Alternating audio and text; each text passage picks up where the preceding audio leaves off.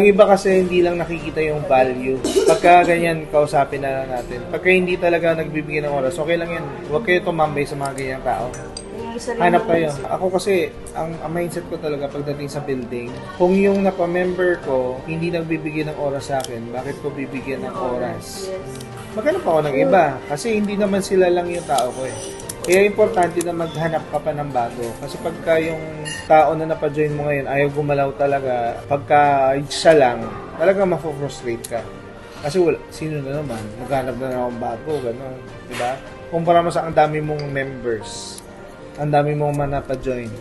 Ayaw ng isa, may sampa kung 10 yung napa-join mo. Yeah, hindi mo naman kailangan ng lahat sila gumalaw eh. Kailangan ko lang isa sa kanan ko na malupit, isa sa kaliwa ko na malupit. Pero bago kasi mabunot yung isa na yan, kailangan madami muna ikaw mapa-join.